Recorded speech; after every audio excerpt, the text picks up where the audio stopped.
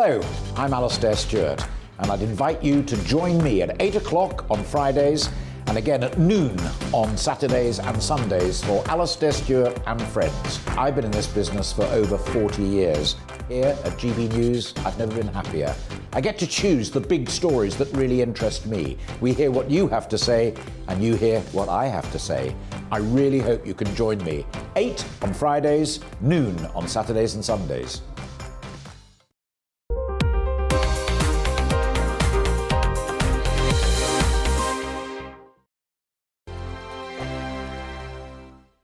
GB News is the UK's home of discussion and debate from all perspectives. To stay up to date on the latest stories, make sure that you subscribe to the GB News channel right here on YouTube. You can watch us live 24/7 across the whole world. You can also check out exclusive content and catch up on previous episodes of your favourite shows. Every day, we ask the questions that you'd ask, so why not add your voice to the conversation in the comments section? Don't forget to subscribe. We are GB News, Britain's news channel. Every night at 11 on GB News, we bring you the next day's stories the day before. It's basically like time travel. If it's a big story, we'll cover it, guaranteed. But we'll also have some fun along the way.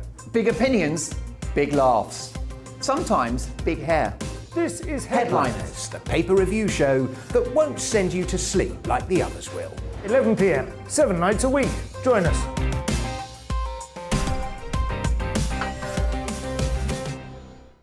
Hello there, I'm Eamon Holmes. And I'm Isabel Webster. And we hope you can join us for Breakfast with Eamon. And Isabel. You make me laugh out loud, belly laugh. Is that important first thing in the morning? Yeah, absolutely. And there's me trying to be deadly serious. News is a serious business. Yeah, I have to rein you in sometimes. Well, it doesn't stop us laughing at it. It doesn't stop us having an opinion on what's going on. Yeah. And it certainly will not stop us reflecting what you think. Weekdays from 6 to 9:30 on GB News.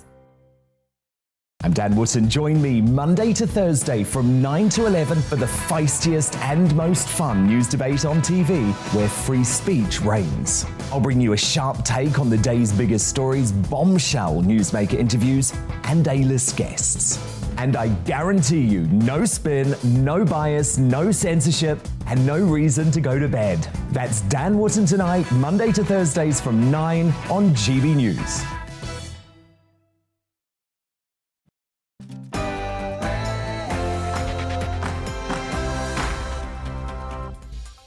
Hello and welcome to We Need to Talk About on GB News with me, Alex Phillips, where we get stuck into the issues that we should be looking at in depth. Nothing is off the table and nobody will be cancelled for saying exactly what they think. Keeping me company today is Dr. Alan Mendoza, Director of the Foreign Policy and Security think tank, the Henry Jackson Society. And here's what we've got coming up on the show. If you're a cancer patient in England, it's likely your NHS treatment has been delayed, but also delayed a critical government plans to deal with the backlog. And the question won't go away. Is Russia about to invade Ukraine? Foreign Secretary Liz Truss believes so. Meanwhile, Emmanuel Macron says he can solve the crisis and is meeting Putin in Moscow. But is the French president on a path to Russian appeasement? And the war of words over Boris Johnson's wife. A Tory peer accuses her of meddling in government in the most explosive serialisation of his book. But the Health Secretary calls the accusations sexist. That's what we're talking about for the next hour. But what do you need to talk about? You can email me, gbviews@gbnews.uk, or tweet me @gbnews. But first, it's time for the headlines with Rosie White.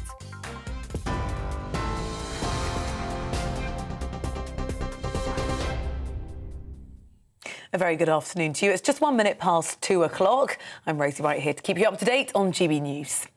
The Prime Minister says Number 10 and the Treasury are working together in harmony to tackle the NHS backlog of hospital patient waiting lists in England. Well, the comments come as Boris Johnson toured the Kent Oncology Centre at Maidstone Hospital with the Chancellor Rishi Sunak. Earlier today, the Health Secretary had rejected reports that the plan's publication had to be put on hold because the Treasury refused to sign it off. Sajid Javid says the plan will be published shortly. Boris Johnson says the backlog is a government priority. What we're doing is working together across the whole of government to fix the COVID backlogs, which, believe me, is a massive priority for us, for everybody in the country. And, No doubt about the Chancellor's absolutely not. Well, the Labour leader, Sir Keir Starmer, said, "We've got 6 million people on the waiting list. We desperately need a plan." The longer this takes, the greater will be the waiting lists. And we've had people on waiting lists, not only during COVID, but before COVID we had waiting lists that were far too high. So the government saying we need more time is not going to cut very much ice with those that are on the waiting list. You know, there's a price to be paid by a government that is distracted by all these allegations that are going on. And that price is being paid by the 6 million people who are waiting for their operations. Well, the Health Secretary today also says some recent criticism of the Prime Minister's wife, Carrie Johnson, was sexist, undignified and unfair. His statement follows the publication of extracts from Lord Ashcroft's new book, which accuses Mrs Johnson of influencing her husband's decision-making. Carrie Johnson has insisted she plays no role in government and has been targeted by enemies of the Prime Minister in what she described as a brutal briefing campaign. Speaking on GB News, the think tank CEO, Polly Mackenzie, said the claims were a distraction from the real issues. This, in my view, is a concerted effort to essentially protect Boris Johnson by saying it's all her fault. It's a mad woman in the attic narrative. And it is being used to try and insulate him from his own choices and his own bad behaviour. If he cannot police the boundary between her and his professional life, then he doesn't deserve high office. The Criminal Cases Review Commission is to examine fresh evidence in the case of the mother and daughter, Lynn and Megan Russell, who were murdered in Kent 26 years ago. It follows the revelation that notorious serial killer Levi Bellfield has confessed to their murders. Our Home and Security editor, Mark White, has more. He is one of the UK's most notorious serial killers. A former nightclub bouncer, Levi Bellfield, is serving a whole life sentence for the murders of schoolgirl Millie Dowler, Marcia McDonnell and French student Amélie Delagrange. The revelation he has now confessed to the murders of mother and daughter Lynn and Megan Russell is a startling new development in that 26-year-old crime. Paul Bacon, the lawyer representing the man convicted of those killings, revealed he had now received a signed confession from Bellfield. Paul Bacon's client, Michael Stone, has always maintained his innocence, but multiple appeals have been repeatedly rejected. Bellfield is said to have revealed new information that could only have been known by the man who attacked Lynn Russell and her daughters in this quiet country lane in Kent. The new evidence will now be examined by the Criminal Cases Review Commission. Mark White, GB News. The Chinese tennis player Peng Shuai says reports she accused a high-ranking Chinese official of sexual assault are a huge misunderstanding. In November, a post on her social media feed, Weibo, claimed that she was forced to have sex with former Chinese Vice Premier Zhang Gaoli. The post was later deleted, and she didn't comment for several days after, which prompted fears for her safety. The former doubles world #1 has now told the French newspaper L'Equipe, "I never said anyone had sexually assaulted me in any way." She said she'd been unaware of the global concern and that she is the one who deleted the post. Now, Australia will fully reopen its borders to all vaccinated visa holders in a fortnight's time. It'll be the first time in nearly 2 years, since March 2020, that people can travel to Australia from anywhere in the world as long as they're vaccinated. You're now up to date here on GB News. I'll bring you more as it happens. Now, we need to talk about with Alex.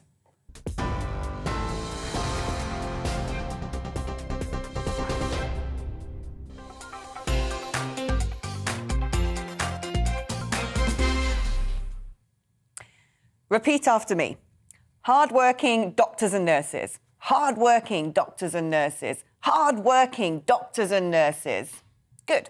Now we've all done 3 Hail NHS mantras, we can discuss our health service with something other than gushing acclaim. Because is that not the problem? Often blindingly obvious fixes have been kept taboo for so long that the same issues that plagued the NHS 3 decades ago still haunt the biggest gobbler of taxpayers' money today. Yes, it's understaffed, underfunded, under-resourced, whatever's thrown at it. Charge for GP appointments? Never. Cut the cap on medical students, but we need immigration to save the NHS. Streamline systems, digitise databases, invite competition. Well, that's privatisation through the back door.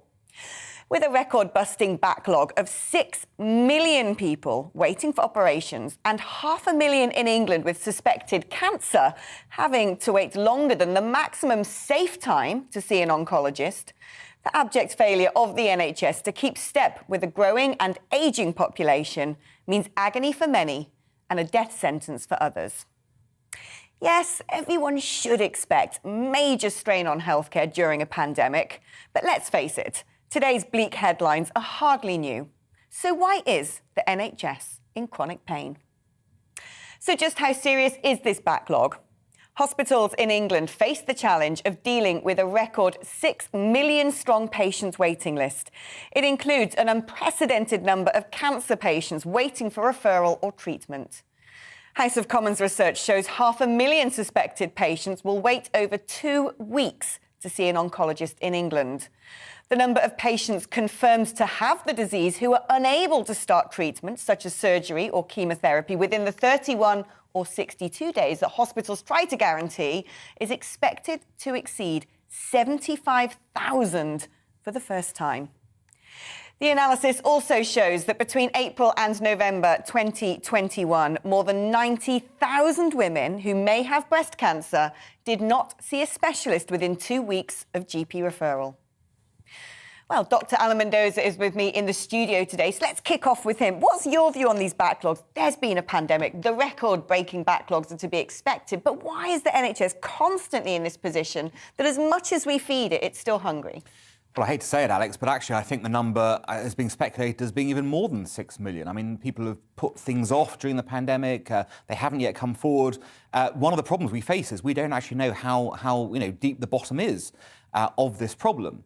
So looking at where we go from here, I think part of it is that clearly the pandemic obviously caught everyone unawares in terms of how this worked out and progressed.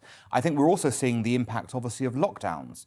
All the way through this process, people were going, well, we know the cost of, not locking down. What's the cost of lockdowns? Well, we're now seeing the cost of lockdowns. The cost of lockdowns were that routine operations didn't happen and that we had the backlog increase, developed to this point, and now we're having to work out how we get there. And the issue about the financing is key because, as you pointed out, you throw whatever you can at the NHS, it will still absorb more because it's the actual system that underpins it that can and will always absorb more because, frankly, there is no limit, is there, to the amount of money you can spend on healthcare? Do you think that potentially our National Health Service is in a worse condition than other nations of a comparative size economy?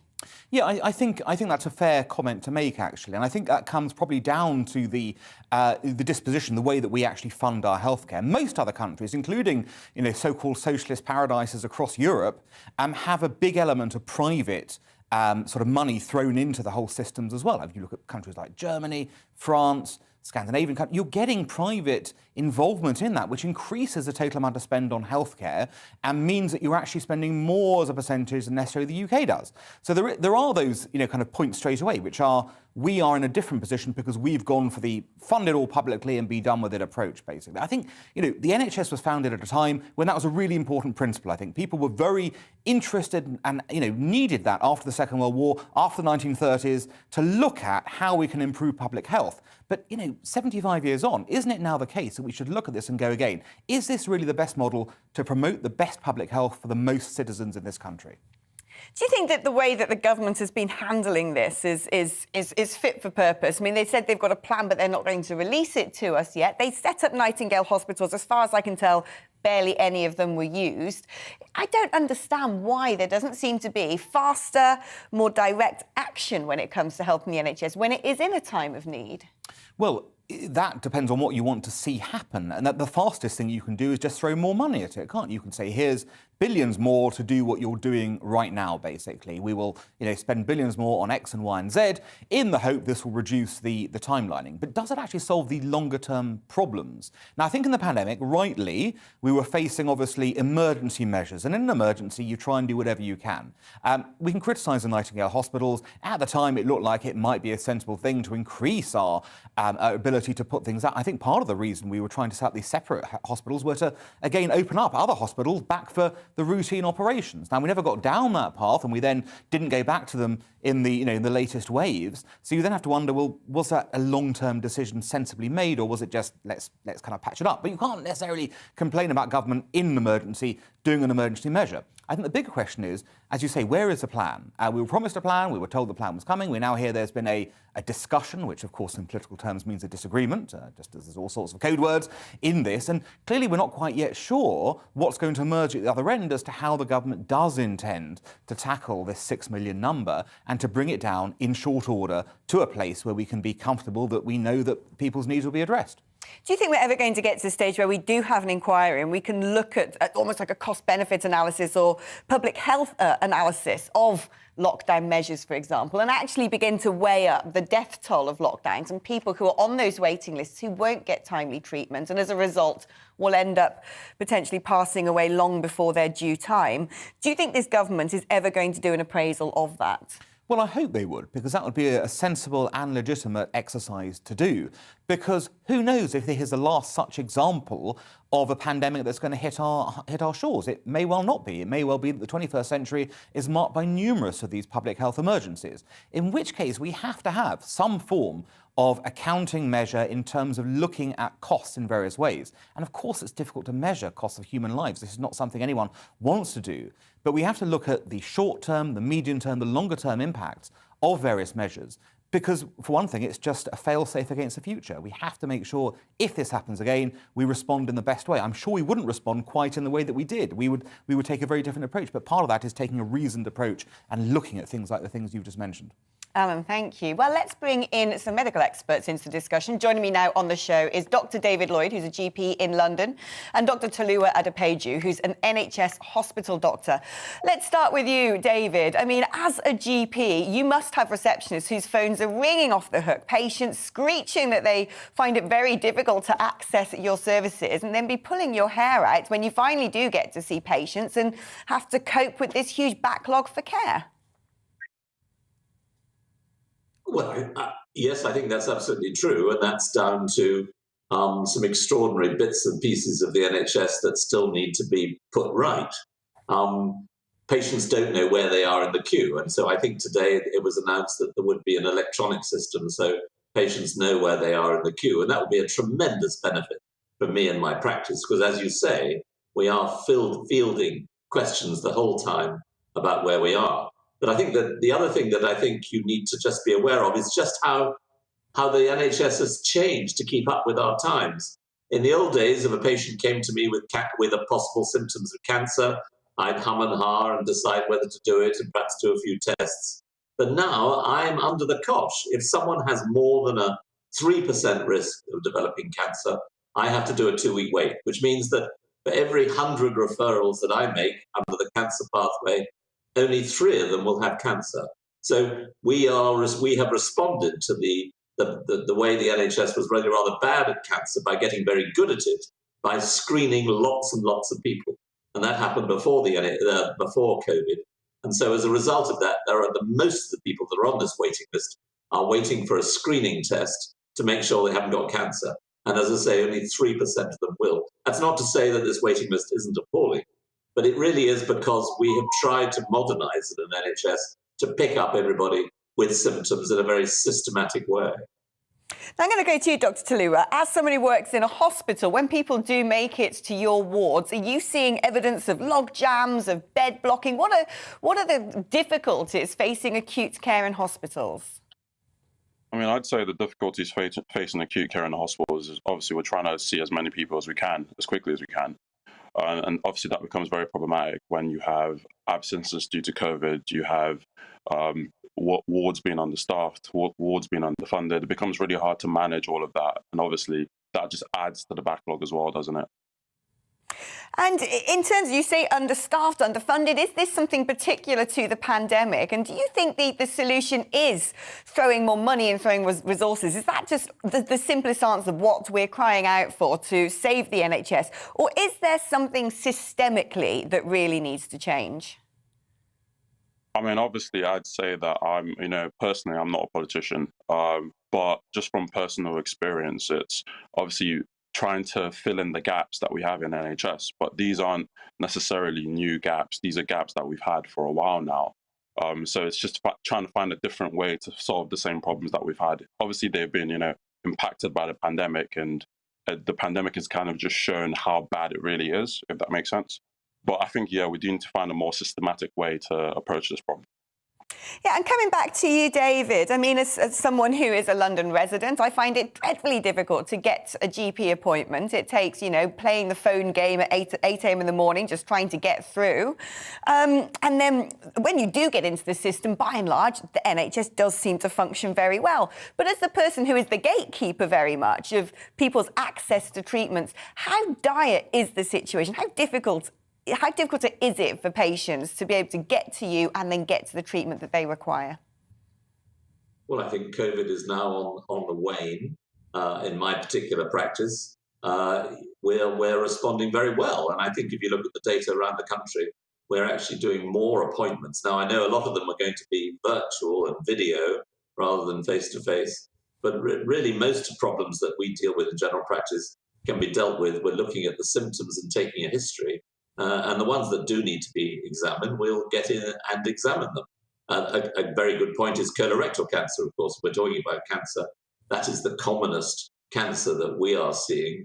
And a simple stool test will quickly eliminate most people who need further investigation or not. So the way that we've changed looking after people who might have cancer during COVID is actually going to have very positive benefits. But I picked up your piece earlier about whether there are different systems. And if you look across in the United States, the big American hospitals are salivating at the chance of getting into the United Kingdom and setting up enormous hospitals to play on the fear that we all have about the NHS.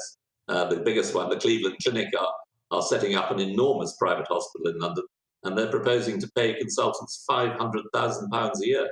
So they know that there is a huge market. And yet, if you compare the 19% or 17% that the US spends on healthcare with the 10% we spend, and the 150,000, which is terrible, people that have died in this country compared to the nearly 1 million that have died in the United States. So the argument about whether you should have a private system or a public system, I think the argument is overwhelmingly in favour of an efficient national health service.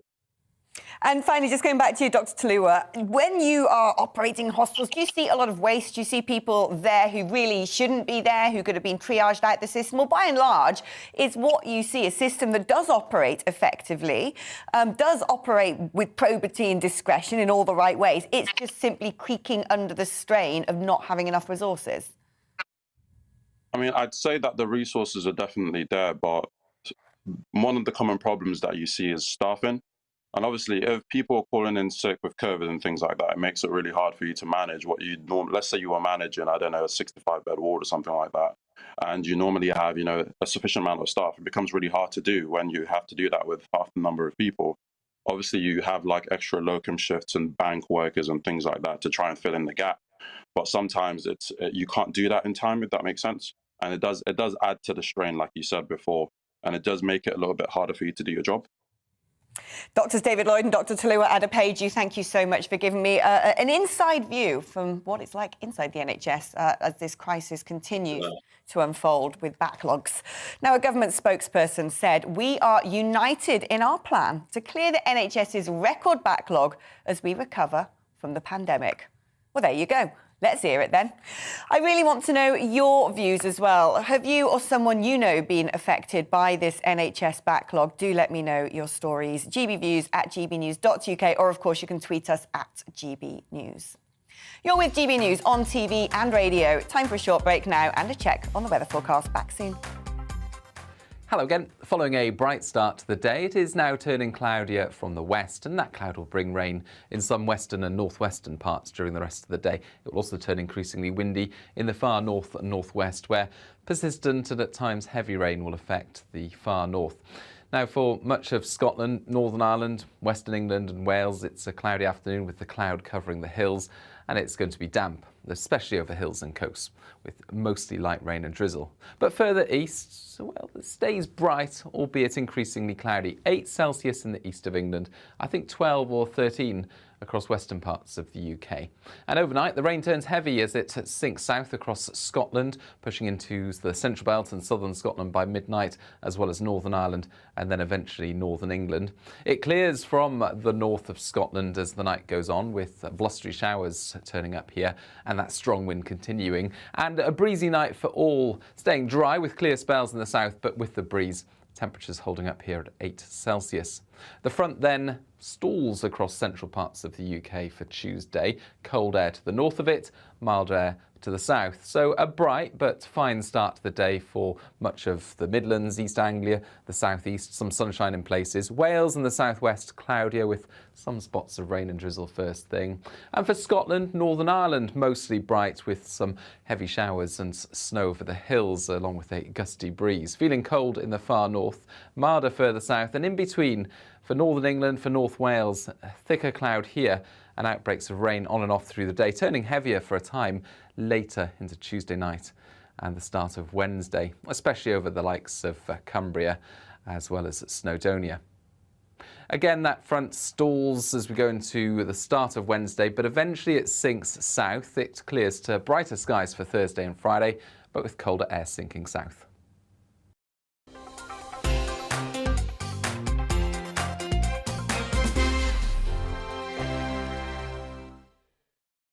GB News is the UK's home of discussion and debate from all perspectives. To stay up to date on the latest stories, make sure that you subscribe to the GB News channel right here on YouTube. You can watch us live 24/7 across the whole world. You can also check out exclusive content and catch up on previous episodes of your favourite shows. Every day, we ask the questions that you'd ask, so why not add your voice to the conversation in the comments section? Don't forget to subscribe. We are GB News, Britain's news channel. Every night at 11 on GB News, we bring you the next day's stories the day before. Basically like time travel. If it's a big story, we'll cover it, guaranteed. But we'll also have some fun along the way. Big opinions, big laughs. Sometimes big hair. This is Headliners, the paper review show that won't send you to sleep like the others will. 11 p.m, 7 nights a week. Join us.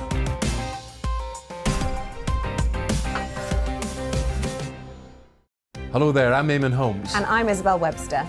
And we hope you can join us for Breakfast with Eamon and Isabel. You make me laugh out loud, belly laugh. Is that important first thing in the morning? Yeah, absolutely. And there's me trying to be deadly serious. News is a serious business. Yeah, I have to rein you in sometimes. Well, it doesn't stop us laughing at it. It doesn't stop us having an opinion on what's going on. Yeah. And it certainly will not stop us reflecting what you think. Weekdays from 6 to 9:30 on GB News. I'm Dan Wootton. Join me Monday to Thursday from 9 to 11 for the feistiest and most fun news debate on TV, where free speech reigns. I'll bring you a sharp take on the day's biggest stories, bombshell newsmaker interviews, and A-list guests. And I guarantee you, no spin, no bias, no censorship, and no reason to go to bed. That's Dan Wootton Tonight, Monday to Thursdays from 9 on GB News.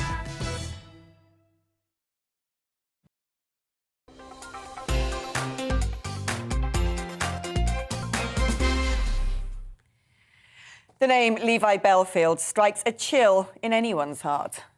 The convicted rapist and serial killer is the only prisoner in Britain sanctioned for 2 life orders for the brutal murders of Marsha McDonnell and Amélie Delagrange, and later the killing of 13-year-old schoolgirl Millie Dowler, as well as being connected with numerous unsolved cases. Today, an alleged confession by Bellfield for the murder of a mother and daughter over 20 years ago could mean the release of Michael Stone, who's currently serving life in prison, despite always having professed his innocence. His solicitors believe the new 4-page confession from the serial killer could actually free their client. Well, our Home and Security editor, Mark White, can tell us more. Mark, this is quite an extraordinary story.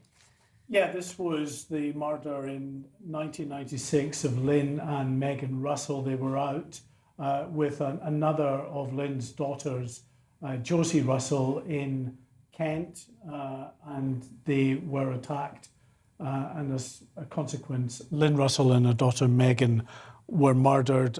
Josie Russell suffered such severe injuries that actually she couldn't talk for a while, had to learn to talk again. They were bludgeoned with a claw hammer. One of the victims was actually strangled as well.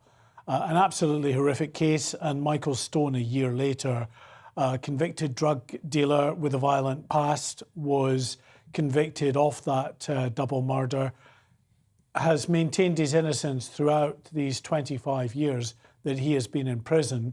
And now it seems Levi Bellfield, who is a notorious serial killer, of course, who was convicted, as you said in the introduction, not just for the murder of I've forgotten the names now. Amélie Delagrange. Amélie Delagrange and Marshall. And Millie Dowler as well. And also the attempted murder of another young woman. That case in itself was horrific enough. The detectives who had interviewed him at the time said he was a very arrogant man who showed no compassion or any kind of contrition for what he'd done throughout the process of being interviewed, but then during his trial as well.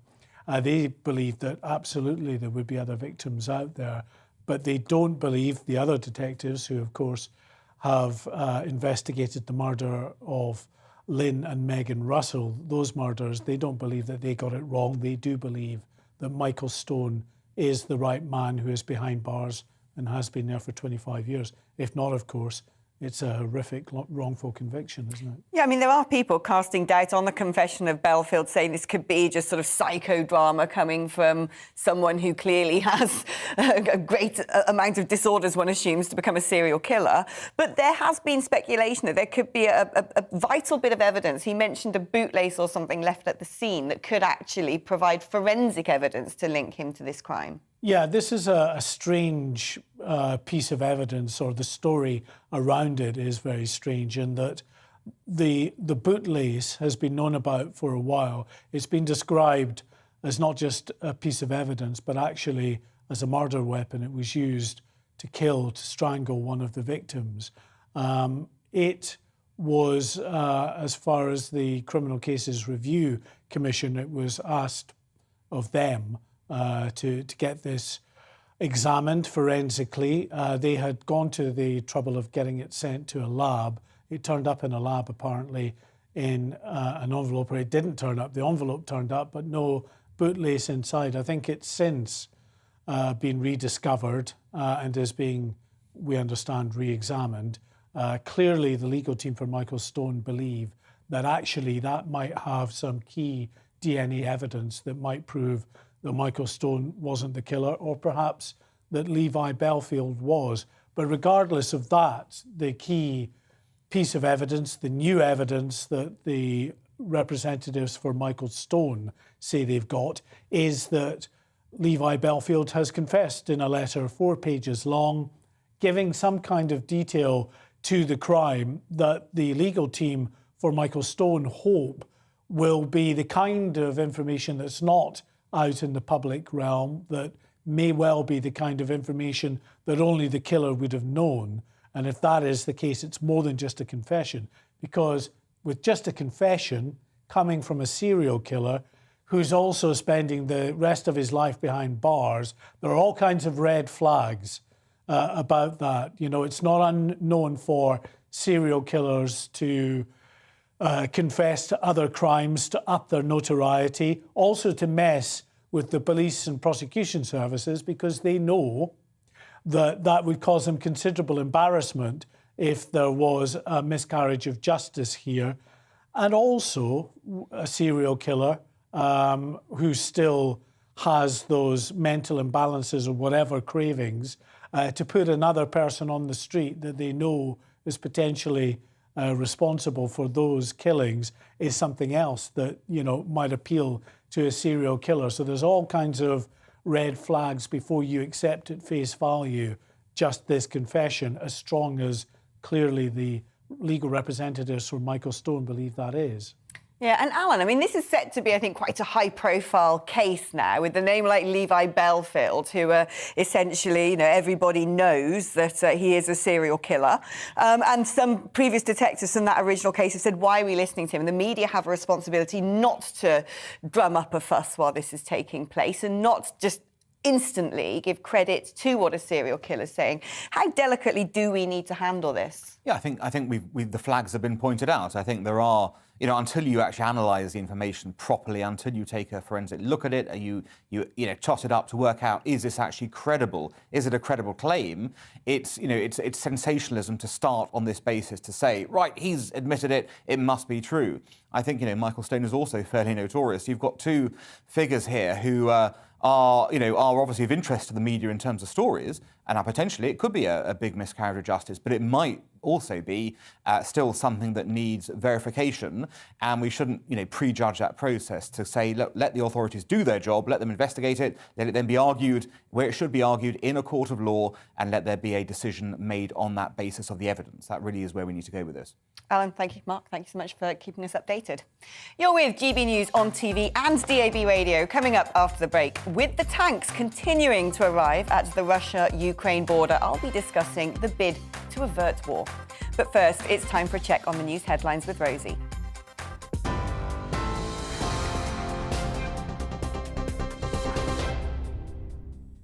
Good afternoon, it's 2:33. I'm Rosie right here to keep you up to date on GB News. The Prime Minister says Number 10 and the Treasury are working together in harmony to tackle the NHS backlog of hospital patient waiting lists in England. Well, the comment comes as Boris Johnson toured the Kent Oncology Centre at Maidstone Hospital with the Chancellor Rishi Sunak. Earlier today, the Health Secretary Sajid Javid rejected reports that the plan's publication had been put on hold because the Treasury had refused to sign it off. Well, the Health Secretary also says some of the recent criticism of the Prime Minister's wife, Carrie Johnson, was sexist, undignified and unfair. His statement follows publication of extracts from Lord Ashcroft's new book, which accuses Mrs Johnson of influencing her husband's decision-making. Carrie Johnson has insisted she plays no role in government and that she's been targeted by enemies of the Prime Minister in a brutal briefing campaign. The capital of Canada has declared a state of emergency due to an ongoing demonstration against vaccine mandates that's been led by truckers. They call themselves the Freedom Convoy, and they've paralysed parts of the city for several days, with some saying they want to dissolve Canada's government. Educators are looking at lowering the threshold to receive top GCSE and A-level grades this year. The exam regulator has asked examiners to be generous. Education Secretary Nadeem Zahawi says it will give students a fair chance following disruption caused by the pandemic. You're up to date now here on GB News. We're on your TV, online and DAB Plus radio. Stay tuned here. Shortly, we need to talk about.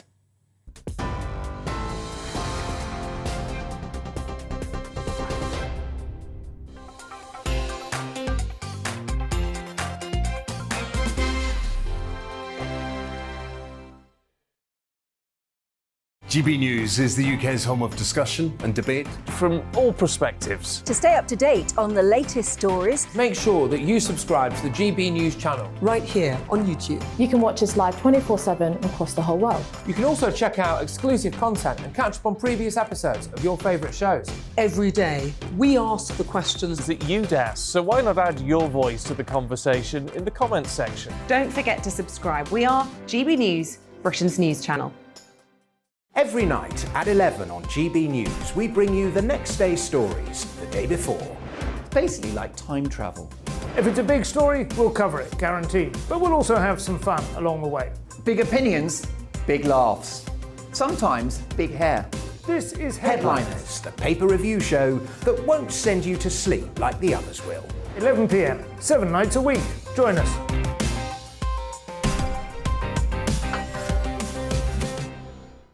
Hello there, I'm Eamon Holmes. And I'm Isabel Webster. And we hope you can join us for Breakfast with Eamon and Isabel. You make me laugh out loud, belly laugh. Is that important first thing in the morning? Yeah, absolutely. And there's me trying to be deadly serious. News is a serious business. Yeah, I have to rein you in sometimes. Well, it doesn't stop us laughing at it. It doesn't stop us having an opinion on what's going on. Yeah. And it certainly will not stop us reflecting what you think. Weekdays from 6 to 9:30 on GB News. I'm Dan Wootton. Join me Monday to Thursday from 9 to 11 for the feistiest and most fun news debate on TV, where free speech reigns. I'll bring you a sharp take on the day's biggest stories, bombshell newsmaker interviews, and A-list guests. And I guarantee you, no spin, no bias, no censorship, and no reason to go to bed. That's Dan Wootton tonight, Monday to Thursdays from 9 on GB News.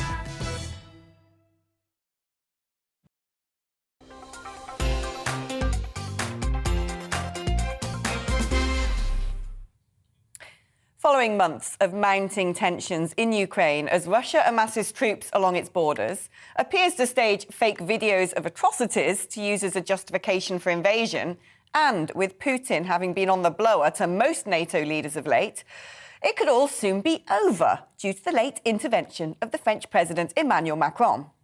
Well, that is, of course, according to Macron himself. With American, British and NATO leaders having spent weeks telling Putin his demands to scale back the alliance are unconscionable, in comes Mini Napoleon, author of Why the EU Needs Its Own Army, seemingly suggesting the opposite. Macron, who it's probably reasonable to point out is about to face elections at home, will fly to Moscow for talks later today with Putin, saying he believes he can deliver a historic solution to the crisis in a move that some may well find akin to appeasement of Kremlin power play. Well, joining me now on the show is reporter from the Moscow Times, Jake Cordell. Jake, what do you make of this latest development? Is Macron's approach right by saying that Russia actually may have validity when it comes to its concerns over NATO? Well, the key thing to say here is that we don't know what Macron is going to say. We don't know what Macron is putting on the table. We've only seen his comments, which talks about the need to find a new balance, and that he said that he believes that a deal is within reach. But we don't actually know what the details of those are until he comes out of that meeting this afternoon with Vladimir Putin. And he may not even then say exactly what he's put on the table, or whether that has backing from some of the other allies, most notably the United States. I think it's fair to say that without the US backing, no deal is going to get off the table. And that's a message that Moscow will want to find out as well. Is US President Joe Biden on board with any deal? Is NATO Secretary General Jens Stoltenberg on board with any deal? Because as much as Macron is flying in and being the first Western leader to meet Putin face to face, the feeling is that really it's Joe Biden who probably needs to sign off on any deal with Vladimir Putin. And what is the Russian response to the way that the Western press have handled this over the last few weeks and months? Because it seems to me that Putin has said, well, nothing to see here. These are our troops. Yes, they're, amassing on the borders, but we're not going to invade. Why are you bigging this up? Why are you trying to make this into a crisis?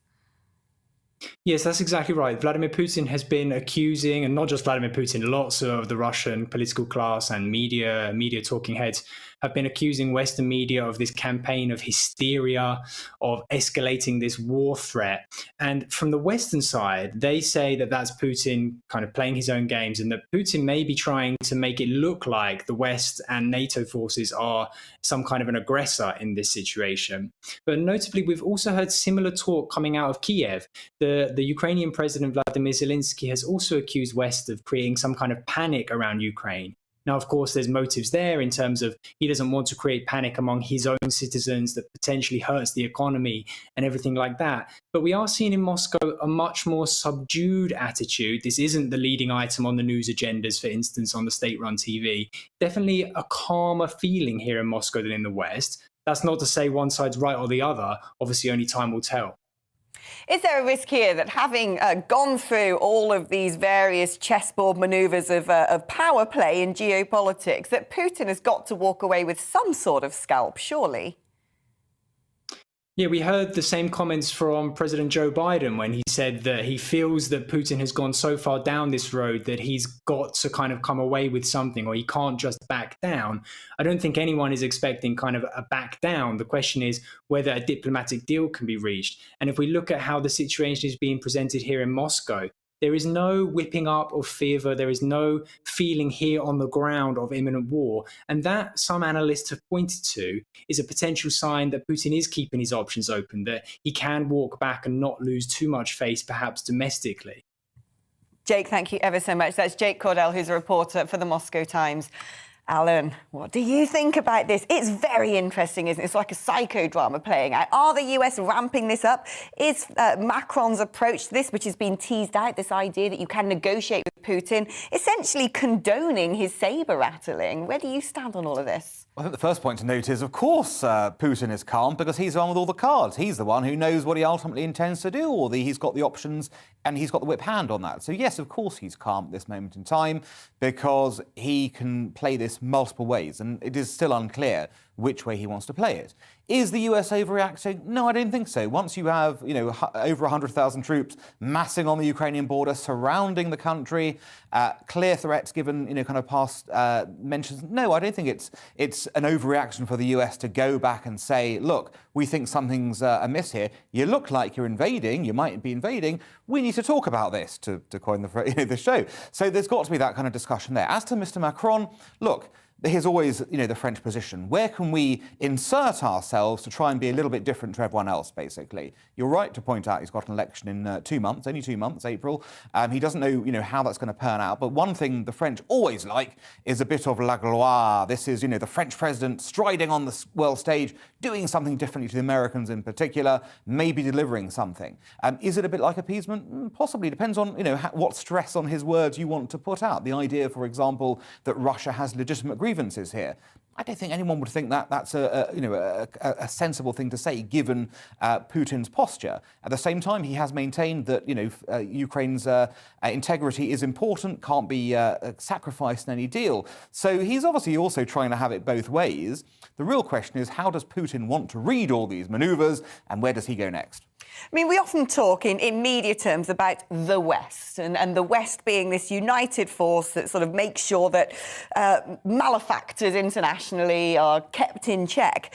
But when we talk about the West, very much I think we're referring to NATO. And it seems to me that what's been going on over the last few weeks especially is the US and the UK putting on a united front, but the EU leaders especially going off and doing their own thing and essentially fundamentally undermining the transatlantic treaty agreement, potentially in preference for a more consolidated EU agreement bound economically as well to some of the Kremlin's demands. But in a sense, Alex, thus it ever was. I mean, NATO's always had its internal divisions because we're not the Soviet bloc, to coin the phrase of the Cold War period.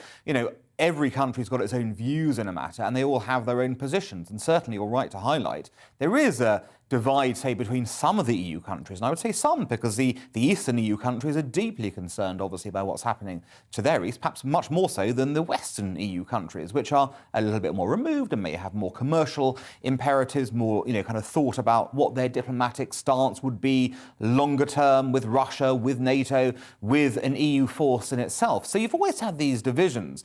I think, in a sense, Putin's done something very clever from his perspective, which is he's just parked his troops on the border and he's sat there for a month and gone, right, let's see what chaos this causes. And it's having quite a big effect in that respect. You do see a divide within NATO about what action should be taken. You do see some European leaders going a very different way to how the Americans and British have gone. Now, the question is, if push came to shove, where would we all end up? And that, again, is also part of the whole calculation process as to what Putin does next. When it comes to Putin's power projection, as some people call it, you make a very interesting point there about the fact that he's done very little and caused everybody to start spitting feathers and losing their heads. How concerned should we be in the UK about any actual threat here from Russia? Well, he's not about to invade the UK from his position in Ukraine. But, number one, we don't want a war in any way, shape or form there. Firstly, it's going to be a bloody affair. It would obviously, no doubt, assuming there's no intervention, which I can't see there being, on the western side, it would lead to a Russian victory of some kind. Oil and gas prices would spike. There'd be refugee flows. So all of the oil and gas issue, the refugee flows, yes, that would have a direct impact on And in terms of reprisals against our involvements, whether they be cyber attacks, whether they be, murders on our own home turf? Well, he's doing all this now. So, I mean, in a sense, it's like plus ça change, to use the French phrase here. You know, he's done all this already, so he could continue doing that. I mean, he's going to continue doing that whatever we do. He's going to continue buzzing our airspace. He's going to continue, you know, kind of probing our sea lanes. That's what he does, basically. The question really is, how much would he want to escalate? I don't think if there was a conflict, he would want to escalate it that way. If we, of course, reprised with sanctions, you know, again, for him to take the next step on that would be to invite yet further hits back. So I suspect what he would want to do in any conflict is make it short, sharp, effective, get what he wants, weather whatever storm comes his way, but not take it to the next level. Alan, thank you very much. Fascinating stuff as that continues to unfold. Now, finally, the tropes fell thick and fast in reams of copy over the weekend, regurgitated from Lord Ashcroft's unsolicited book on the Prime Minister's wife, Carrie Johnson. There was the description of the Greek tragedy, the poor fallen male hero bewitched by the devilish siren, complete with speculation of who she had once dated, how she rose to the top, and how she is now casting a spell over the man running the country. Heaven forfend you be the young, attractive and intelligent female spouse of a sitting Prime Minister. Because in today's still deeply sexist society, this makes you the threat to the functioning of the country. Philip May was able to make beans on toast and give his wife nightly comfort over Brexit. Sarah Brown enjoyed uncontroversial pillow talk with her husband. But Carrie must be vilified and muzzled on the basis of frankly unproven accounts from undisclosed sources, seemingly from an ousted boys' club who called her Princess Nut and begrudged her unique access to their boss. Ever since Margaret Thatcher was told to lower her cadence and wear shoulder pads, the writing has been on the wall. When it comes to politics, only the right sort of woman gains respect.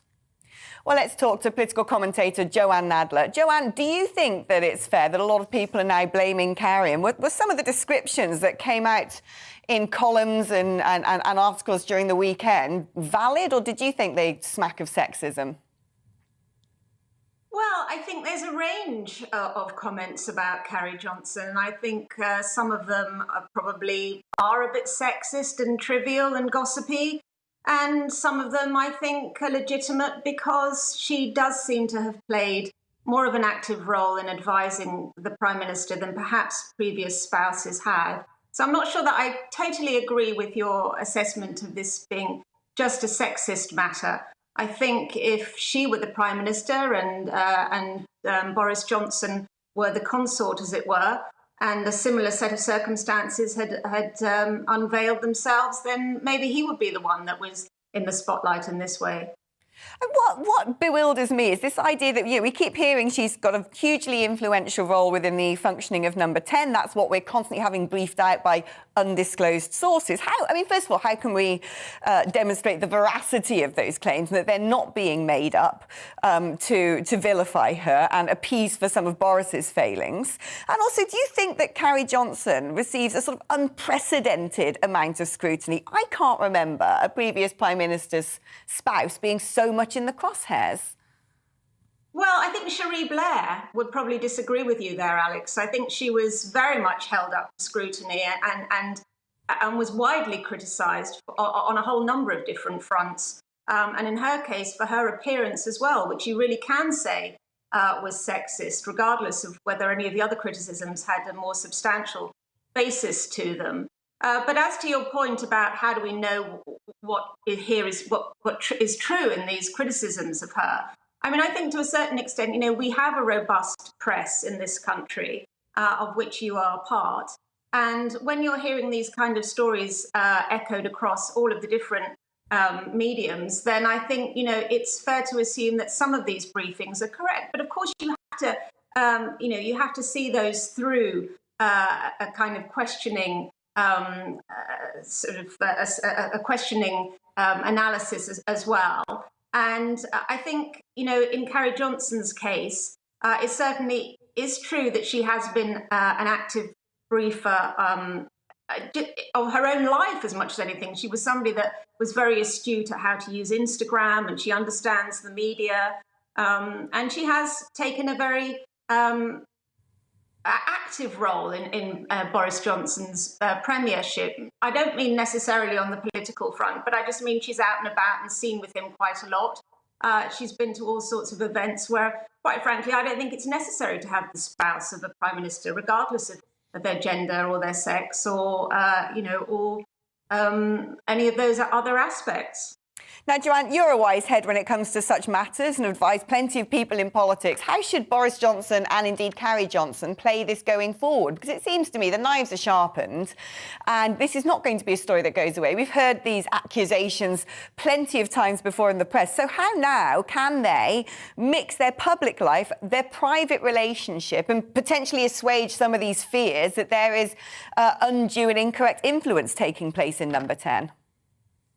Well, I think there'd be far less focus on this matter if Boris Johnson was making a success of his premiership, because it just wouldn't be one of the things that's being thrown into the mix about why things have been so chaotic. So, of course, the onus is on Boris Johnson to make sure that the agenda is being set by what he wants to achieve politically and not by his personal and private life. But I also think that even today, one of the reasons that this story is still running is because there are briefings in the press. Now, I can understand why Carrie Johnson and Boris Johnson and people close to her would want to rush to her defence after the weekend. But in so doing, they're keeping this story going. So I would just say, be quiet about it, be discreet, and let politics come to the fore. Joanne, thank you ever so much. I'm now going to quickly ask you, Alan, what your position on this. Do you think this is in the public interest and justified, or do you think it smacks of a sort of strange obsession with Carrie because she is sort of glamorous and a young woman? Yeah, I think it's a tricky one because, of course, you can easily point out, as Joanne did, that someone like Cherie Blair had similar, whereas someone like Norma Major did not. Nobody mentioned a word about her in that kind of way. And I think the Philip May sort of situation is also instructive. I mean, Philip May was a big Conservative activist, has been, still is. He was responsible with her for the biggest decision of her premiership, which was, of course, that fatal election in 2017. They went on that walking holiday and the two of them presumably spent the whole week talking about it. But no one went, oh, Philip May is influencing government in that way. I do think it is a bit unfair on Carrie Johnson. Yes, she is a political figure in the sense she's had a political background. Yes, she knows how to use the media. But at the same time, she's not elected. He's got to make the decisions. If he talks to her, that's, a husband and wife talking, and it would go the same way the other way. You can't suggest in the modern age that people don't talk about things. She's probably got some good advice from him. And I note, again, with Joanne saying it's notable the criticisms come her way, but none of the praise went her way for when things were going right. So maybe that does smack a bit of sexism in the sense of nobody was praising her when things were heading, to the sunny upland, shall we say, and only now when they're plunging to defeat is that the case happening. So I think it's unfair. I think it's not, kind of very 2022 the way we should look at this. And I think really you should analyse the Prime Minister's record on his record rather than on hers. Well said. Now, you've been emailing us throughout the show today about the NHS backlogs, that big story that we started off with, record-breaking backlogs in cancer and those waiting for surgery. Terry says, personally, I think getting GPs back to normal would help. I miss having face-to-face consultations with my doctor. Well, you're lucky if you can get one of those. David says, I don't understand why the pop-up Nightingale hospitals can't be used to deal with the patients that are bed blocking, waiting to be released. I'd love to find out what happened to those Nightingale hospitals. Rather a mystery. Dean says, simply throwing more money at the NHS won't work. It needs to be reviewed properly. Well, we've been waiting decades for that one. Marjorie says, I wonder how long we can go on as we are with the NHS like this. Without a doubt, we cannot get the staff to meet the needs that are required. Ian says, my experience of NHS cancer services has been positive. I was diagnosed with lung cancer in early November. My GP pulled out all the stops in my care and diagnosis. My surgery took less than 3 months and my treatment by the NHS has been second to none, and they should be highly commended.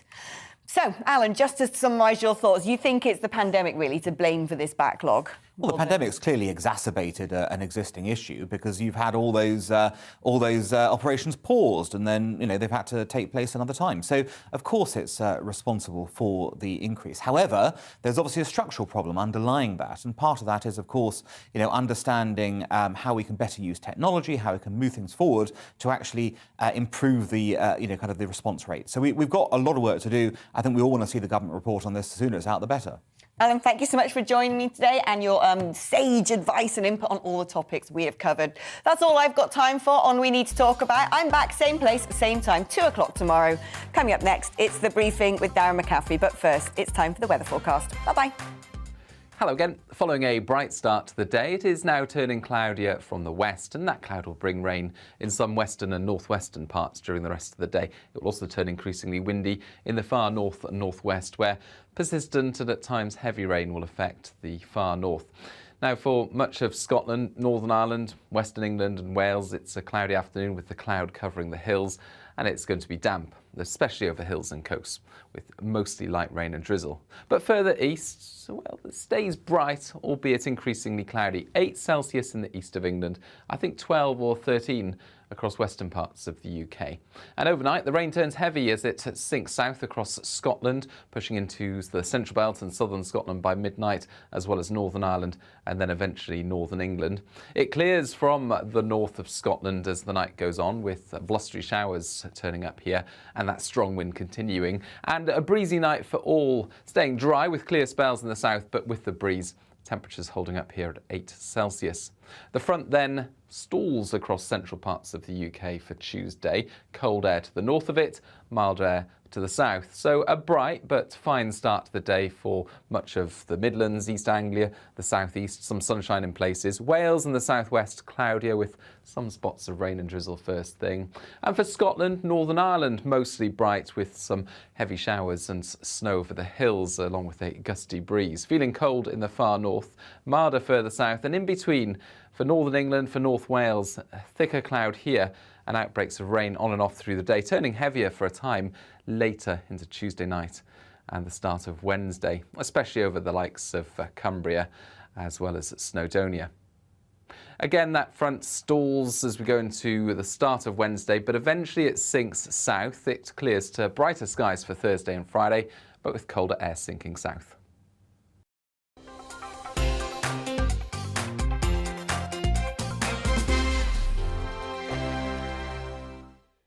GB News is the UK's home of discussion and debate.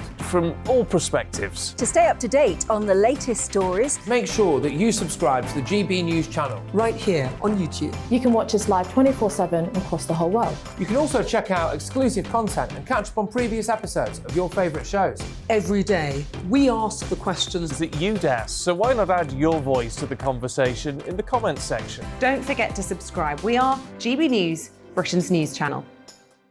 Every night at 11 on GB News, we bring you the next day's stories the day before.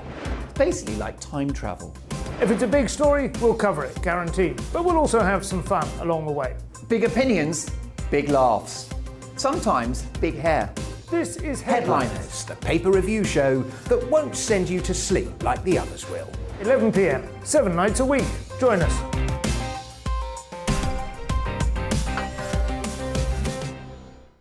Hello there, I'm Eamon Holmes. And I'm Isabel Webster. And we hope you can join us for Breakfast with Eamon and Isabel. You make me laugh out loud, belly laugh. Is that important first thing in the morning? Yeah, absolutely. And there's me trying to be deadly serious. News is a serious business. Yeah, I have to rein you in sometimes. Well, it doesn't stop us laughing at it. It doesn't stop us having an opinion on what's going on. Yeah. And it certainly will not stop us reflecting what you think. Weekdays from 6 to 9:30 on GB News. I'm Dan Wootton. Join me Monday to Thursday from 9 to 11 for the feistiest and most fun news debate on TV, where free speech reigns. I'll bring you a sharp take on the day's biggest stories, bombshell newsmaker interviews, and A-list guests. And I guarantee you, no spin, no bias, no censorship, and no reason to go to bed. That's Dan Wootton Tonight, Monday to Thursdays from 9 on GB News.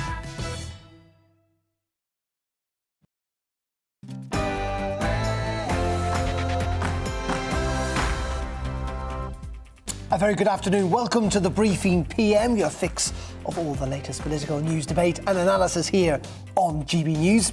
I'm Darren McCaffrey, and here's what's coming up over the next hour for you. Boris Johnson has staged a major shake-up in number 10. Will this be enough, though, to get his premiership back on track? We'll be asking Conservative MPs and commentators, and we'll be live for an urgent question